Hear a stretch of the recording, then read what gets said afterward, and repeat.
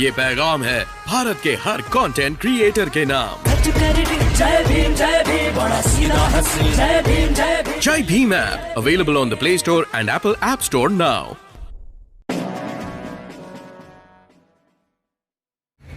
बोधिसत्व विश्व रत्न बाबा साहब डॉक्टर भीमराव अंबेडकर को नमन करते हुए संस्था के पूर्व संचालक श्री श्रद्धेय आर.वी. कृष्ण जी, मंच पर उपस्थित हमारे संस्था के संचालक मुख्य अतिथि जी, उप संचालक भारतीय जी, महामंत्री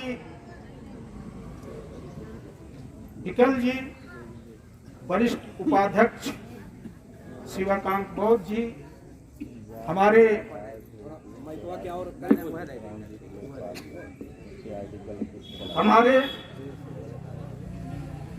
बहुत ही कर्मठ राजनीतिक नेता श्री राधेश्याम जी, यहाँ पर उपस्थित समिति के सभी पदाधिकारीगण,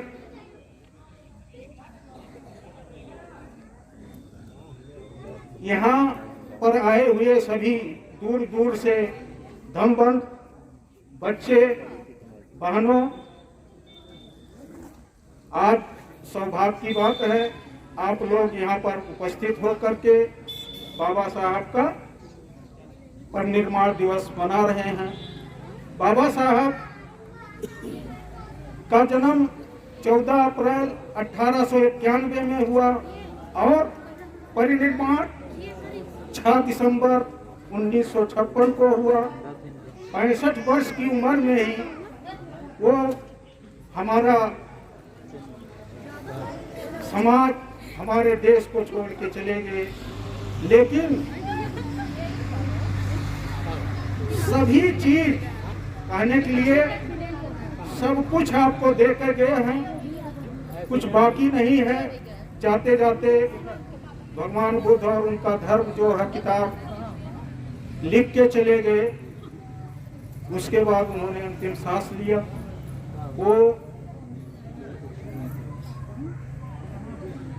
14 अक्टूबर 1956 को ही बौद्ध धर्म ग्रहण किए थे।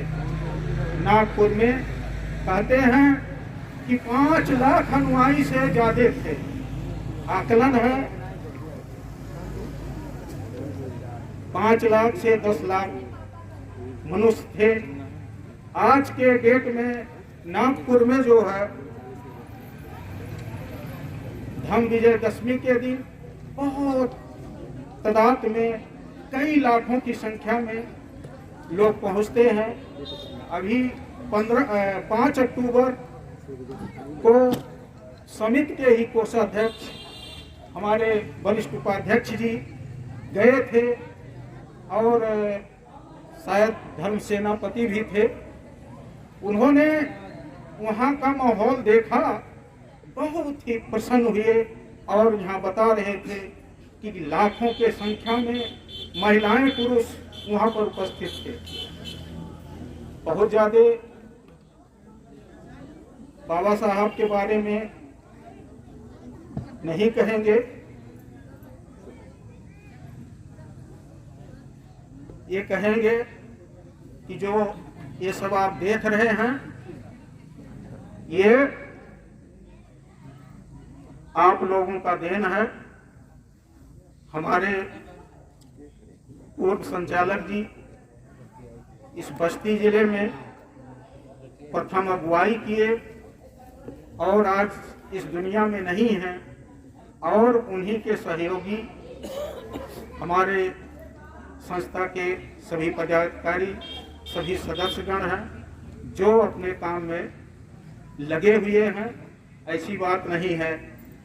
कृष्ण जी के सहयोगी बहुत, जानकी बाबू कहते हैं कि बस्ती जिले में 10,000 बौद्ध हो चुके हैं, उनका आकलन है।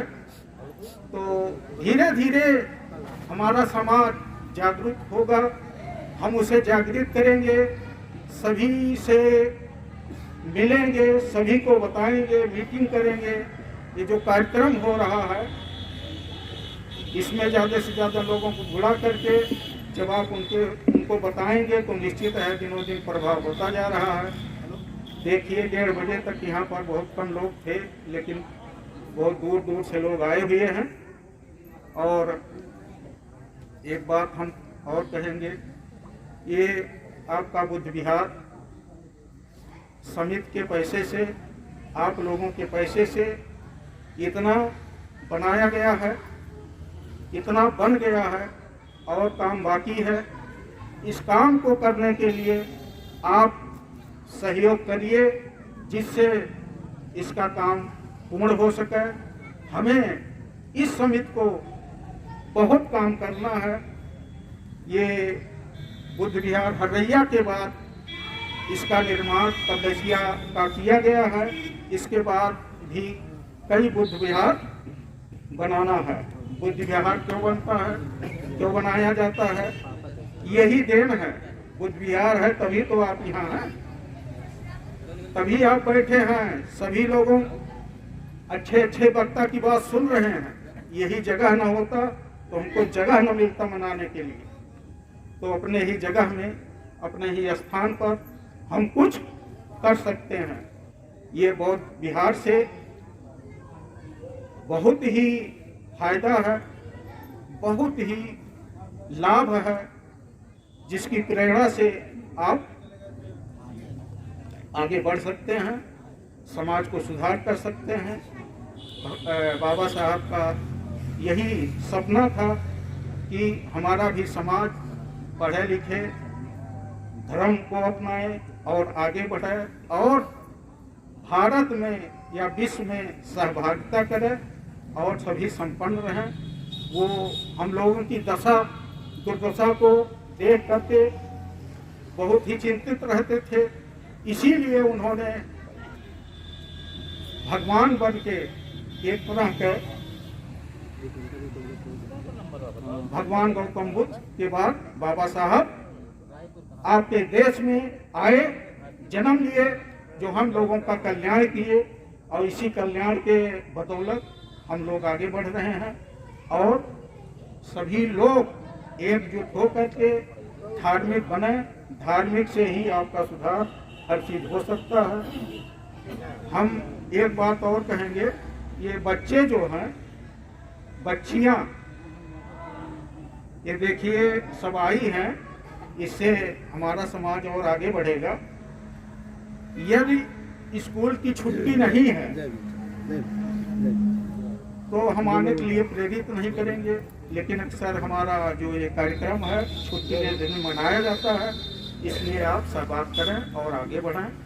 यही हमारे समिति, हमारे संस्था की योजना है, जो दिन रात लगे हुए हैं। देखिए एक एक विद्वान हैं, हम तो कहते हैं धर्म सेनापति जो हैं, ऐसा ऐसा चीज याद करके आप लोगों को सुनाते हैं और पूरा उन्हें याद है। ये बड़ा गौरव की बात है। तो इसी के साथ हम अपना वचन समाप्त करते हैं। नमो बुद्धा, जय भीम।